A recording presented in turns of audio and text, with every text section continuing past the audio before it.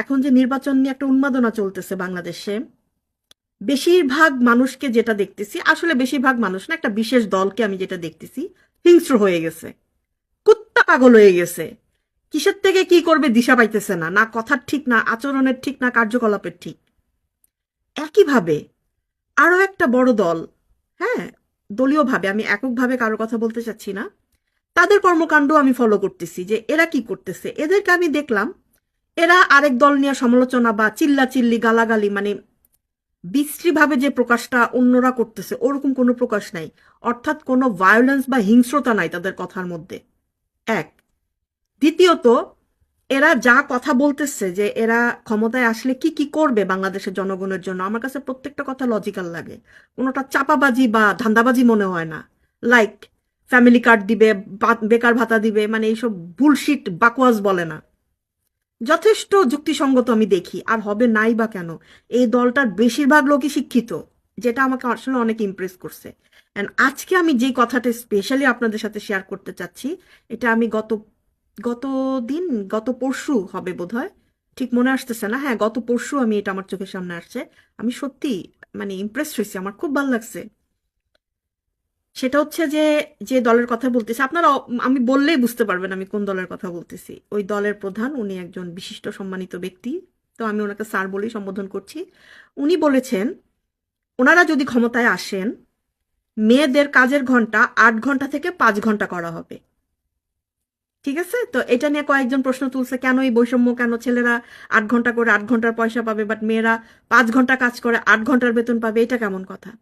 তখন উনি সুন্দর দুইটা উদাহরণ দিল যে, মেয়েরা যে 9টা মাস পেটে বাচ্চা ধরে, আপনি কি পারবেন? মেয়েরা যে 2.5 বছর বুকের দুধ খাওয়ায়, আপনি কি পারবেন? মানে উনি মেয়েদেরকে কতটা সম্মানের জায়গায় ডিসক্রাইব করছে, মানে রেসপেক্ট, জাস্ট রেসপেক্ট। আমার ভীষণ ভালো লাগছে কথাটা শোনার পর। এবং উনি কত সুন্দর একটা মানে কনক্লুশন দিলেন যে, এই যে 5 ঘন্টা কাজ করে 8 ঘন্টার বেতন পাবে, এইটা কি মালিক পক্ষ দিবে? না, এটা সরকার দিবে, কারণ এটা সরকারের দায়িত্ব। আপনারা ট্যাক্স দিচ্ছেন, আপনাদেরকে ভালো রাখার দায়িত্ব সরকারের। চিন্তা করতে পারছেন কত সুন্দর চমৎকার একটা কথা উনি বলছে? এখন কিছু দালাল পাচাটা এসে আমাকে বলবে যে এইসব কথা অনেকেই বলে, নির্বাচনের পর এগুলো কিছুই মনে রাখবে না। না ব্রাদার, এখনকার যে সময়টা, এটা হচ্ছে ডিজিটাল যুগ। ওনার প্রত্যেকটা কথা কিন্তু ফুটপ্রিন্ট থেকে যাচ্ছে, ডিজিটাল ফুটপ্রিন্ট বলে এটাকে। সো আমার মনে হয় না উনি এই কথাটাকে মানে ভুলে যাবে বা উল্টায় ফেলবে। আর ফেললে তো আর জনগণ আছেই, সেটা পরের বিষয়। কিন্তু এই কথাটা কি 100 গুণ সুন্দর না ওই কথাটার থেকে যে ফ্যামিলি কার্ড দিবে বা বেকার ভাতা দিবে?